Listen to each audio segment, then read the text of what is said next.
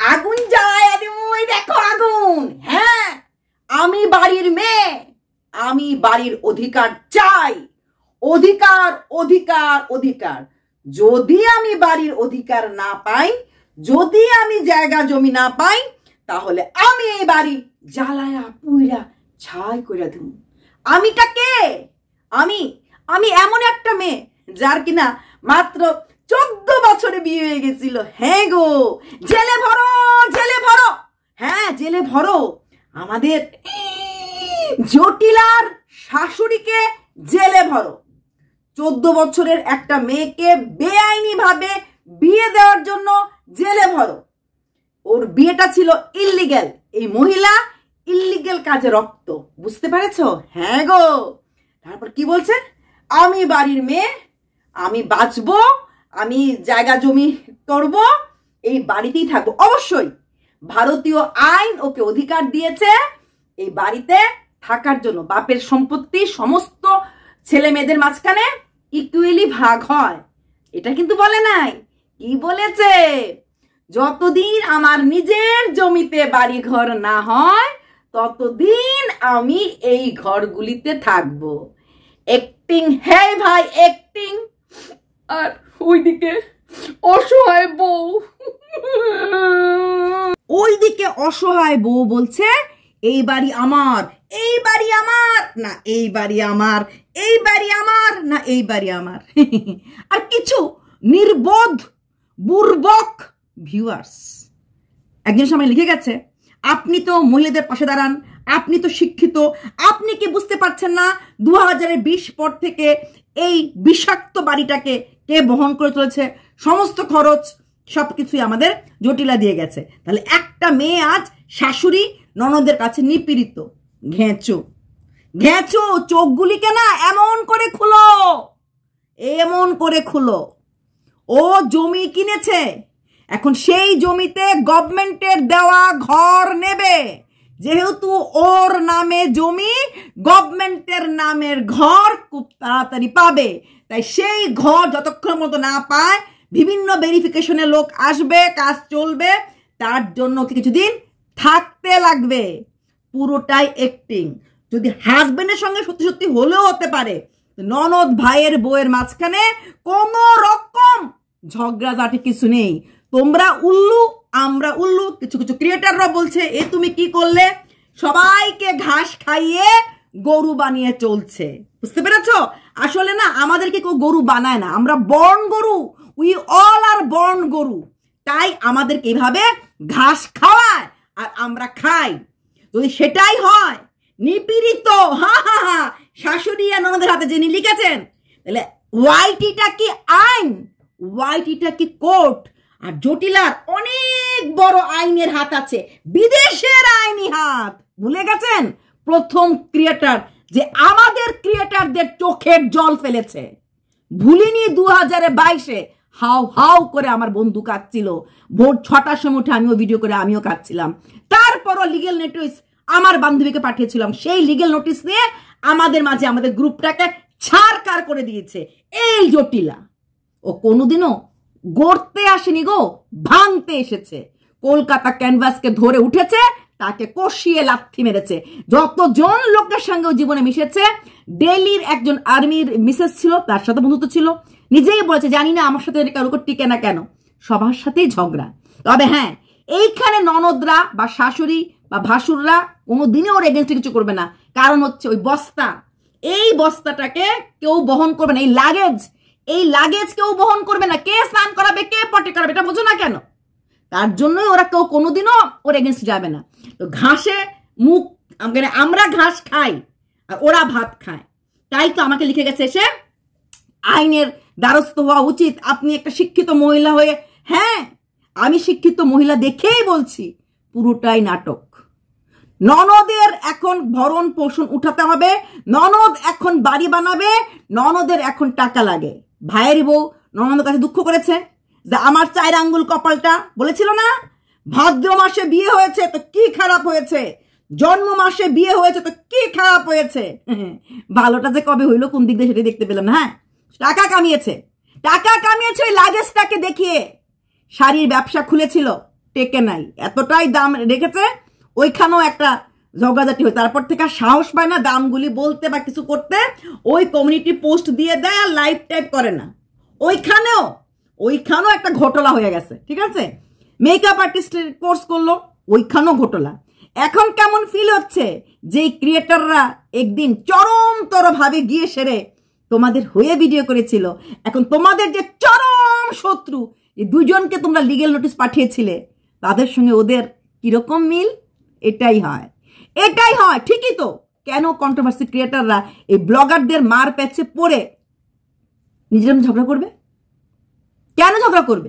খুব খুব ভালো হয়েছে, তোমার চরম শত্রু আর তোমার চরম বন্ধু এখন এক দুসরে সে করতে প্যার হাম। হ্যাঁ, তো তোমরা ভিউয়ার্সরা যদি ঘাসে মুখ দিয়ে চলো, ঘাস খেতে ভালোবাসো, তোমাদের সামনে এইরকম ভাবেই এগুলি কোনো কিছু না তো বসে গেল, বসে বসে কিছু না কিছু বলে দিল, বাস হয়ে গেল।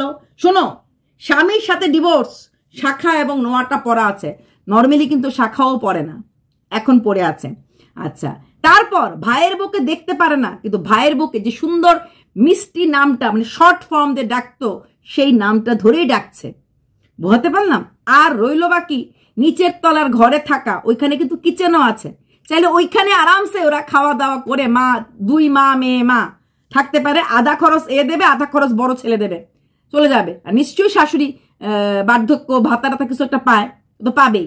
তো এইগুলি মিলে চলতে পারে, সেখানে কোনো রকম ঝগড়াঝাটি ওই জটিলার সঙ্গে হওয়ার সম্ভব নাই, ঠিক আছে। তার থেকে বড় কথা, এই সোনা কিতনা সোনা এর কাছে এতটাই টাকা আছে, ফট এসে জায়গা কিনে এবং কি বলে ওই ভিট পূজাটাও করে ফেলেছে, যেহেতু এটা চৈত্র মাস, ঠিক আছে। তার মানে খুব শিগগিরই হয়তো ওয়াল দিয়ে একটা গেট টেট লাগাবে, এরকমটা কিছু করবে, তারপরেও ফিরে যাবে ওর স্বামীর বাড়িতে। এটা এর আগেও 2023-ও করেছিল। এই চৈত্র মাসটাতে বোধহয় মুরগি টুরগি পালে না নাকি জানি না, ওর হাতে কিছু বলো না, এরকম আগের বারও চৈত্র মাসটা পুরো চৈত্র মাস দিদির বাড়িতে কাটিয়েছিল। তখন অনেক নোংরা কথা বল, দিদির বাড়ি থেকে যায় না, হ্যান না তেন না। ও পুরো মাসটা কাটিয়ে একদম সংক্রান্তির পরে গেছিল ওই নিজের বাড়িতে। এইবার নিজের বাড়িতে যাবে না ডিভোর্স দেবে, নাকি কেউ জড়িয়ে ধরে বলবে এই কেমন আছো? কথাটা বলতেই নাকি ওর শিহরণ উঠছিল। মা গো, কি ছ্যাঁচড়া! মেয়ে সঙ্গে নিয়ে বসে মার প্রেম মনে আসছে, মামি আমি, এগুলি কি মামির শিক্ষা? এই বাচ্চা মেয়েটা ক্লাস 10-এ পড়ে, মেয়েটা কিছুদিন আগে তার আপন বড় মাসি, যেই বড় মাসি কিনা ওর সমস্ত সুখ দুঃখের খেয়াল রেখেছে, যেই বড় মাসি কিনা ওর মেশোর কাছে নিয়ে ম্যাচ করাতো, সেই বড় মাসিকে অপমান করে একটা ভিডিও করেছে। এই মেয়েটা কি শিক্ষায় শিক্ষিত হচ্ছে? ওরে বাবা, দেখতে ক্যাটরিনা ক্যাফ, মা হচ্ছে কি ঐশ্বরিয়া আর মেয়ে হচ্ছে ক্যাটরিনিয়া বলছে, আমিও মাথা খারাপ হয়ে গেছে, ক্যাটরিনা। তো তোমরা যদি ঘাসে মুখ দিয়ে চলতে চাকো, কিচ্ছু করেন। ইনফ্যাক্ট কিছু কন্ট্রোভার্সি ক্রিয়েটরও বলছে যে মা তুমি জমিটা কি করলে, এত বড় ভুল। আরে ঘ্যাচো,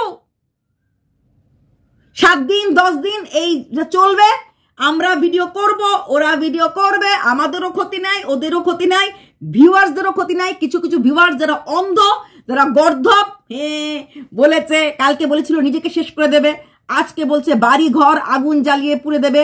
তারপরে মা ডায়াবেটিসের রুগী, মাকে দই আর মুড়ি আর চিনি দিয়েছে, কদিন আগেই বলেছে দাদা নেই, রুটিটা দাদা করে দেয়, ঠিক আছে, রুটিটা দাদা করে, দাদার বাড়ি থেকে আসা রুটি নাই, তার জন্য মাকে দই দিয়ে চিনি দিয়ে দিল।